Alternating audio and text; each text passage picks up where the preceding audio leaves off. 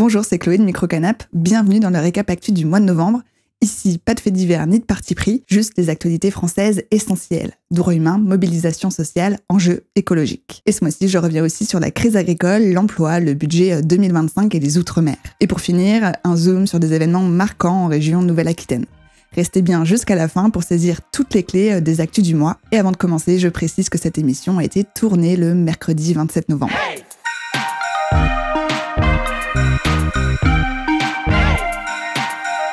Microcanap! Première actualité, évoquons la crise agricole. Avant de commencer, si vous souhaitez comprendre cette crise, j'ai réalisé une longue mais constructive interview avec 2 syndicats agricoles aux idéaux différents.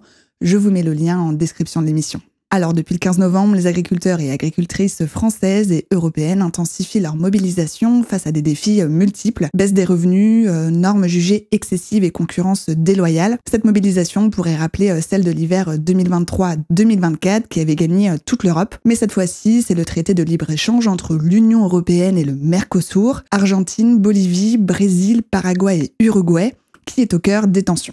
Cet accord pourrait fragiliser les éleveurs européens face à des produits importés ne respectant pas toujours les normes européennes. L'opposition au Mercosur n'est pas nouvelle, cela fait une vingtaine d'années que les négociations ont commencé à prendre forme avec l'Union européenne. La FNSEA, le principal syndicat agricole, réalise des mobilisations sans blocage et dénonce notamment l'interdiction de pesticides et exige un accès renforcé à l'eau. De son côté, la coordination rurale, 3e syndicat, multiplie les actions ciblées. Blocage du port de Bordeaux, barrage filtrant à la frontière espagnole et intrusion dans un bureau de l'Office français de la biodiversité dont le syndicat réclame la dissolution, ce qui lui a valu 2 dépôts de plainte à son encontre dans la Creuse. Malgré une certaine convergence avec les préoccupations agricoles, le gouvernement peine à rassurer les syndicats qui jugent les réponses insuffisantes. La ministre de l'Agriculture promet des annonces sur les pesticides et la simplification des normes.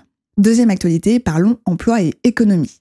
Le taux de chômage en France, au sens du Bureau international du travail, le BIT, c'est-à-dire sans emploi, qui en recherche un activement et immédiatement disponible, progresse légèrement à 7,4% contre 7,3% l'an dernier selon l'INSEE, l'Institut national de la statistique et des études économiques. L'Observatoire français des conjonctures économiques, l'OFCE, prévoit quant à lui 150 000 suppressions nettes d'emplois en 2025, liées à une croissance faible et des politiques économiques moins favorables. L'insertion des jeunes sur le marché du travail reste quant à lui difficile, déjà touché par les contrats précaires. L'intérim diminue depuis le 3e trimestre 2024. Bien que l'apprentissage ait contribué à soutenir leur emploi, la réduction des aides publiques prévues en 2025 pourrait aggraver leur situation. Et enfin, le report de l'âge de départ à la retraite à 64 ans complique également l'intégration des jeunes sur le marché du travail, avec 500 000 seniors supplémentaires en activité, augmentant la concurrence pour les postes. Du côté des réformes, 3 accords sont en passe d'être validés: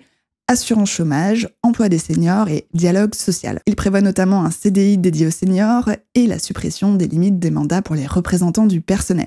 Les syndicats FO, la CFDT, la CPME et le réseau MEDEF ont signé, tandis que la CGT et d'autres partenaires se prononceront début décembre. L'industrie française est en crise et connaît des suppressions de postes massives. 2389 emplois disparaissent chez Auchan, 1200 chez Michelin et 84 chez Anderton Casting. En réponse, un plan d'urgence à l'échelle française et européenne est en préparation pour l'industrie automobile. Troisième actualité, parlons des projets de loi de finances et de financement de la sécurité sociale pour 2025. Chaque année, 2 lois majeures fixent les règles des dépenses et des recettes de l'État. C'est le projet de loi finances, le PLF, et le projet de loi de financement de la sécurité sociale, le PLFSS. Et ces lois, elles impactent directement votre quotidien dans des domaines comme la santé, les retraites et la protection sociale. Pour comprendre comment, je vous invite à regarder ma vidéo « Quelle société voulons-nous ?». Je vous mets le lien en description de cette émission. Cette année, le gouvernement s'est fixé comme objectif de réduire le déficit public à 3% du PIB d'ici 2029 en réalisant 60 milliards d'économies. Cela passe par des coupes budgétaires et des hausses de taxes, comme les impôts par exemple. Et c'est au Parlement de décider comment. Alors le Parlement, c'est l'Assemblée nationale et le Sénat. À l'Assemblée nationale, les députés n'ont pas fini l'examen du budget de la sécurité sociale dans les délais fixés par la Constitution. La tâche est donc revenue au Sénat, dominé par la droite et le centre, qui a donc examiné la version initiale du gouvernement et non celle de l'Assemblée, et y ajouté ses propres amendements, notamment la revalorisation progressive des petites retraites inférieures au SMIC en 2 temps en 2025. Et enfin, il y a aussi des amendements sur des taxes comportementales, notamment une hausse de la taxe soda. Le Sénat a validé le texte sans surprise le 26 novembre. Ensuite, une commission mixte paritaire réunissant 7 députés et 7 sénateurs s'est ensuite réunie le 27 novembre et a trouvé un compromis pour le budget de la sécurité sociale 2025. C'est donc une version modifiée du texte, incluant des mesures clés pour réduire le déficit tout en répondant partiellement aux revendications de tous les partis qui a été validé. Le texte devra cependant retourner à l'Assemblée et au Sénat avant le 21 décembre, conformément à la Constitution pour un vote final. Et il n'y a toujours pas de majorité à l'Assemblée, donc le flou subsiste concernant ce vote final. Enfin, le gouvernement pourrait recourir à l'article 49.3 pour imposer le budget de la sécurité sociale sans vote, mais cela pourrait ouvrir la porte à une motion de censure. En effet, si le nouveau Front populaire et le Rassemblement national s'unissaient pour censurer le gouvernement, la France pourrait entrer dans une zone d'incertitude. Un doute subsiste cependant car le Parti socialiste pourrait ne pas voter cette motion de censure. Enfin, côté budget général, les sénateurs débuteront l'examen du projet de loi de finances 2025 début décembre. Là aussi, après un échec des députés à conclure à temps, un vote final devra lui aussi avoir lieu à l'Assemblée et au Sénat avant le 21 décembre, conformément à la Constitution. Pour terminer à ce sujet, si la motion de censure passe, à ce moment-là, le gouvernement est tout de suite démissionnaire et nous pourrions probablement aller vers un gouvernement technique avec des hauts fonctionnaires en tant que ministres. Mais le budget reste quant à lui dans les débats, il retourne au Sénat et peut également retourner à l'Assemblée. Et au bout de 70 jours, le budget peut être appliqué par ordonnance via l'article 47 de la Constitution. Des habilitations peuvent également être votées pour prélever les impôts.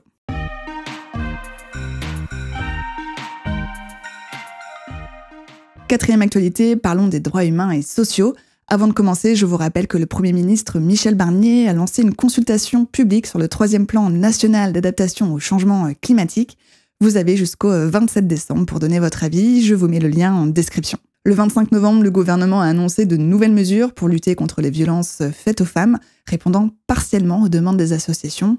Parmi elles, des kits remboursés par la sécurité sociale pour détecter des soumissions chimiques et la création d'une maison des femmes dans chaque département. Cependant, ces annonces restent insuffisantes selon les associations qui réclament, et je cite, une loi intégrale pour mieux encadrer la lutte contre les violences sexuelles et conjugales. Côté carcéral, la défenseur des droits alerte sur des conditions alarmantes. Surpopulation, soins insuffisants, fouilles abusives. En 2023, 7800 signalements ont été traités. Le Sénat a renforcé la protection des enfants victimes de violences intrafamiliales, permettant aux juges d'ordonner des mesures d'éloignement. Et désormais, les victimes de violences conjugales peuvent demander l'anonymisation de leur adresse sur leurs documents administratifs.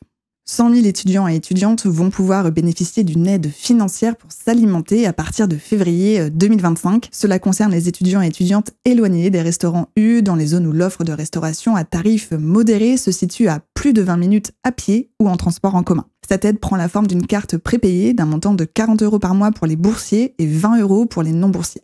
À noter aussi des tensions sur la liberté d'expression dans les universités. Plusieurs conférences de l'eurodéputée La France Insoumise Rima Hassan sur Gaza ont été annulées. Concernant l'interdiction à Sciences Po Paris, le tribunal administratif de Paris a estimé que la décision de l'école n'était pas justifiée et a demandé à l'institution d'autoriser l'événement. En réponse, Sciences Po a décidé de faire appel. Ces événements relancent donc le débat sur le rôle des institutions académiques comme espace de dialogue. Les radios associatives, menacées par une coupe budgétaire de 10,4 millions d'euros dans le projet de loi de finances 2025, ont vu leur aide finalement maintenue grâce à une intervention de la députée Horizon et Indépendant Béatrice Bellamy à l'Assemblée nationale. Cela préserve ainsi leur rôle essentiel dans le développement de l'esprit critique des Français et Françaises. Autre sujet, le bilan social du collectif associatif Le Revers de la Médaille, publié début novembre, révèle qu'au moins 19 000 personnes ont été expulsées de lieux de vie informels en Île-de-France entre avril 2023 et septembre 2024, en marge donc des Jeux de Paris. Derrière les chiffres, les associations dénoncent, et je cite, un social washing et une gestion peu exemplaire des plus précaires. D'autres mesures avancent également, prolongation des titres restaurants pour les courses alimentaires jusqu'en 2026 ou encore la relance des assises contre l'antisémitisme. Beaucoup de sujets à suivre ce mois-ci.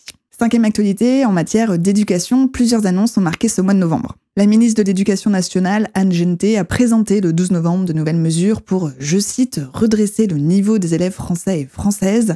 Cependant, ces annonces peinent à convaincre les syndicats et les enseignants qui pointent un manque de moyens concrets face aux problèmes structurels et pédagogiques. Pour citer quelques mesures, les lycéens et lycéennes vont de nouveau passer une épreuve anticipée de maths en première et le brevet devient obligatoire pour accéder à la seconde.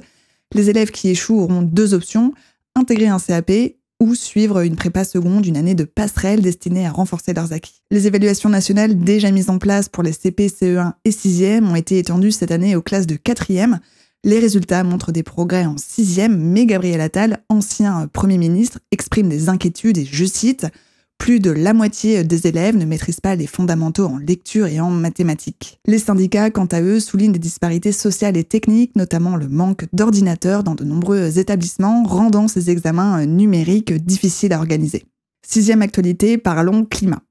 Après 12 jours de négociations prolongées, la COP29 à Bakou en Azerbaïdjan s'est terminée le 24 novembre avec un accord jugé décevant par la ministre française de la Transition écologique, de plusieurs participants et des ONG de défense de l'environnement. Les pays riches se sont engagés à tripler leur soutien financier aux pays en développement pour la transition énergétique, mais la Chine n'y contribuera pas. Sur la sortie des énergies fossiles, l'engagement pris à la COP 28 a été affaibli. Un texte visant à en renforcer la mise en œuvre n'a pas été adopté. L'Union européenne souhaitait en fait un suivi annuel des efforts pour réduire pétrole, gaz et charbon, mais cette initiative a été bloquée, notamment par l'Arabie saoudite, soulignant des tensions avec les pays producteurs. En France, les nappes phréatiques montrent une situation contrastée. Dans le Roussillon, elles sont à des niveaux très bas, selon le BRGM, le Service géologique national. Sur le reste du territoire, 78% des nappes phréatiques dépassent les normales mensuelles. La recharge hydrique amorcée entre septembre et octobre est donc cruciale. Si les pluies sont insuffisantes, certaines nappes pourraient s'assécher davantage, tandis qu'une recharge trop rapide pourrait causer des inondations. Justement, concernant les inondations d'octobre, des suites de la dépression Kirk et d'un épisode de Cévenol, ont conduit à la reconnaissance de l'état de catastrophe naturelle pour 380 communes. Enfin, pour répondre au manque d'eau, la Vendée innove avec un projet de recyclage des eaux usées en eau potable. Cette technologie, elle est testée dans un site pilote au Sable d'Olonne et est financée à hauteur de 24 millions d'euros, dont 50% via des subventions publiques de l'État, de l'Agence de l'eau, de la région et du département. Si elle fonctionne, elle pourrait traiter 600 mètres cubes d'eau par heure, couvrant les besoins de 60 000 personnes. Une solution qui pourrait inspirer d'autres régions confrontées à des pénuries d'eau. 7e actualité, ça concerne l'environnement. En octobre, je vous parlais d'un rapport sénatorial dénonçant le flou autour des pratiques de Nestlé Waters, notamment pour ses marques comme Epar et Vittel. Ces eaux, rappelons-le, ne devraient pas être traitées. Le 6 novembre, une commission d'enquête a été validée au Sénat pour examiner ces pratiques ainsi que les manquements des autorités publiques. Pour rappel, en 2021, le gouvernement avait discrètement autorisé les microfiltres controversés sans en informer le grand public. Un autre rapport, cette fois-ci interministériel, publié en juin 2024 et dévoilé par le média Contexte, dénonce l'échec global dans la préservation de la qualité de l'eau potable face aux pesticides. Il recommande une interdiction urgente de leur utilisation sur les aires de captage les plus polluées. Par ailleurs, plusieurs associations, dont Génération Future, demandent à la Commission européenne d'interdire le flufénacé. Selon l'association, c'est le 9e herbicide le plus utilisé en France et il se dégrade dans l'environnement en produisant un polluant éternel de la famille des PFAS. Il est aussi classé comme perturbateur endocrinien par l'Autorité européenne de sécurité des aliments, c'est l'EFSA. Depuis 2017, ses effets sur la contamination des eaux souterraines et potables sont connus, selon un rapport de l'EFSA cité par Génération Future. Côté emballage plastique, le Conseil d'État a annulé un décret visant à les interdire pour les fruits et légumes frais. La raison, ce décret allait à l'encontre du droit européen, la Commission européenne ayant demandé à la France d'attendre une réglementation commune. Dans le scandale sanitaire du chlordécone aux Antilles, une étape décisive a été franchie. Le 13 novembre, la Cour d'appel de Paris a transmis à la Cour de cassation 2 questions prioritaires de constitutionnalité, dit QPC, visant à faire reconnaître cette pollution comme un crime d'empoisonnement. La Cour de cassation a 3 mois pour décider de renvoyer ou non ces 2 QPC au Conseil constitutionnel qui aura quant à lui 3 mois pour statuer. Cette décision pourrait marquer un tournant dans ce scandale environnemental et sanitaire. La France s'est fixé l'objectif de réduire la part des énergies fossiles dans sa consommation à 42% d'ici 2030 contre 60% en 2022 et aussi de diminuer de 50% ses émissions de gaz à effet de serre par rapport à 1990 selon le ministère de la Transition écologique. Pour atteindre ces objectifs, des mesures phares sont prévues. Construction de réacteurs nucléaires nouvelle génération, les EPR2, amélioration de la performance du parc de production énergétique actuel et multiplication par 6 de la capacité photovoltaïque. L'objectif ici est de renforcer l'électricité décarbonée et de diminuer la dépendance aux énergies fossiles.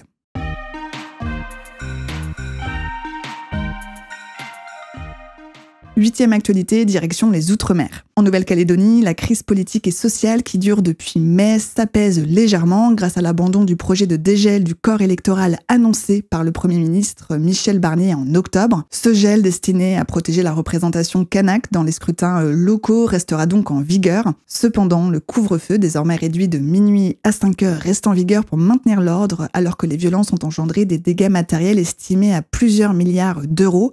L'État a d'ailleurs débloqué plusieurs aides, dont 80 millions d'euros pour reconstruire des bâtiments publics, annoncés en novembre par le ministre des Outre-mer, François-Noël Buffet.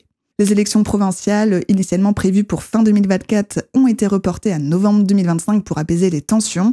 Et enfin, le mouvement loyaliste favorable au maintien de la Nouvelle-Calédonie dans la République française a présenté une proposition de fédéralisme territorial. Les discussions institutionnelles sur l'avenir de l'archipel reprennent, sans calendrier fixé. En Martinique, le couvre-feu instauré en octobre suite aux émeutes nocturnes a été levé le 5 novembre. Ces émeutes ont éclaté dans le cadre des mobilisations contre la vie chère. Selon l'INSEE, les prix sur l'île sont 40% plus élevés qu'en Hexagone et atteignent même 100% pour certains produits selon les manifestants et manifestantes. Malgré un accord signé en octobre prévoyant une baisse de 20% sur 6 000 produits alimentaires dès janvier 2025, le mouvement, porté par le RPP-RAC, le Rassemblement pour la protection des peuples et des ressources afro-caribéens, continue puisque le mouvement et les manifestants estiment les mesures insuffisantes. De son côté, le ministre des Outre-mer a annoncé un plan d'aide pour diversifier la production agricole locale qui sera finalisé d'ici juin 2025. Ce soutien est crucial pour une île où 80% des produits consommés sont importés. À Mayotte, depuis un peu plus d'une décennie, le système éducatif est gravement touché par un manque d'infrastructures et de personnel. La moitié des élèves n'ont classe que 2 jours par semaine et entre 6 000 et 10 000 enfants sont non scolarisés. La ministre Anne Genté a annoncé un investissement de 500 millions d'euros pour construire de nouveaux bâtiments scolaires d'ici 2027. Par ailleurs, les coupures d'eau ont été prolongées à 2 jours et demi par semaine dans certaines zones contre 2 jours auparavant. Ce département français de l'océan Indien subit en effet régulièrement des sécheresses aggravées par une consommation d'eau croissante. 9e actualité, le mois de novembre a été marqué par des manifestations variées, je vous en cite quelques-unes. À Marseille, le 3 novembre, des centaines de personnes ont réclamé, et je cite, justice et un logement digne à l'approche du procès de l'effondrement de 2 immeubles de la rue d'Aubagne qui a coûté la vie à 8 personnes il y a 6 ans. Les manifestants et manifestantes demandent des réponses concrètes et dénoncent toujours le mal logement dans la ville. Le 3 et le 10 novembre, à Paris, plusieurs milliers de manifestants et manifestantes issus des communautés ultramarines ont dénoncé la vie chère dans les Outre-mer. Depuis l'annonce le 5 novembre de la fermeture de l'usine Michelin à Cholet, des salariés se mobilisent près des grilles jour et nuit pour exprimer leur colère face à la suppression de leur emploi. Des rassemblements de soutien ont suivi à Clermont-Ferrand et à Vannes notamment, où des manifestants et manifestantes dénoncent la détresse des employés touchés par cette fermeture, symbole des difficultés industrielles actuelles. Le 11 novembre, Emmanuel Macron et Rishi Sunak, le Premier ministre anglais, ont commémoré l'armistice de la Première Guerre mondiale, réaffirmant l'importance de la mémoire collective. 2 jours plus tard, des cérémonies ont honoré les 130 victimes des attentats de novembre 2015 à Paris et les personnalités politiques ont réaffirmé l'importance du vivre ensemble. À Lille, le 16 novembre, le collectif Nous Toutes a organisé un Die-In, une mise en scène de décès collective pour dénoncer les violences sexistes et sexuelles et rappeler le nombre de féminicides en France. Le même jour à Paris, plus de 200 personnes se sont rassemblées pour dire stop aux violences faites aux enfants et aux adolescents. Tout au long du mois de novembre, d'autres manifestations ont eu lieu sur le territoire en écho à la journée internationale de la lutte contre les violences faites aux femmes, le 25 novembre, et en soutien à Gisèle Pellico et à toutes les victimes de violences masculines. Enfin, les chauffeurs VTC ont mené des opérations escargots tout au long du mois dans plusieurs grandes villes, réclamant de meilleures conditions de travail et un cadre de régulation des plateformes numériques comme Uber, par exemple. Ces actions coïncident avec des discussions au niveau national sur la régulation des plateformes qui se sont tenues le 25 novembre. Pour terminer, des élus locaux se sont mobilisés à plusieurs reprises contre les coupes budgétaires du projet de loi de finances 2025. À Toulouse, en Seine-et-Marne et lors du congrès des maires le 19 novembre à Paris, ils ont dénoncé les 5 milliards d'économies imposées sur le budget des collectivités. Et dans une tribune, les élus de Charente, Charente-Maritime, des Deux-Sèvres et de la Vienne ont alerté le gouvernement sur les 2,2 milliards d'économies ciblant les départements qui menacent leur capacité à financer des services essentiels comme la protection de l'enfance, le RSA et les infrastructures. Ces mesures pourraient plonger 85% des départements sous le seuil critique d'ici 2025. 10e actualité, changeons de décor et direction l'actualité médiatique. Les médias français intensifient leurs actions judiciaires sur les droits voisins des droits d'auteur.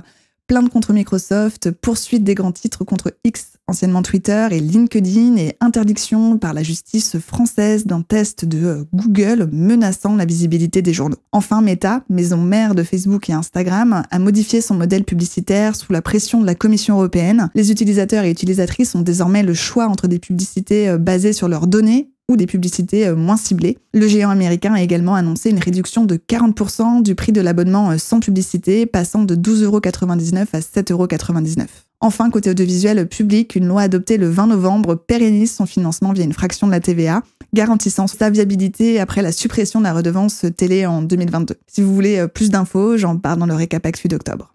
Maintenant, passons à l'actualité de quelques villes situées en région Nouvelle-Aquitaine. Première actualité régionale, direction Poitiers, où l'initiative Cap sur le vélo campus a rapidement séduit les étudiants de Grand Poitiers avec ses 300 vélos gratuits. Face à ce succès, des vélos reconditionnés vont compléter l'offre gérée par l'association Recycle, qui allie mobilité durable et insertion sociale et professionnelle. Deuxième actualité, direction Bordeaux, où le maire Pierre Urmic a annoncé le 12 novembre la création d'une brigade armée de 50 policiers municipaux, opérationnels d'ici 6 mois. Ce choix marque un revirement pour l'élu Europe Écologie Les Verts, qui était jusqu'ici opposée aux armes létales, jugeant qu'elles compensaient le désengagement de l'État en matière de sécurité publique. Cette décision divise son équipe, majoritairement contre, et reflète les pressions politiques à l'approche des municipales. Troisième et dernière actualité régionale, restons à Bordeaux, où la traditionnelle vente aux enchères de Grands Vins de Bordeaux a permis de récolter 130 510 € pour la Banque alimentaire de Gironde. Depuis 22 ans, les châteaux solidaires, ce sont les propriétaires, négociants et courtiers de la place de Bordeaux, soutiennent cette initiative en offrant des bouteilles prestigieuses pour financer l'aide alimentaire locale.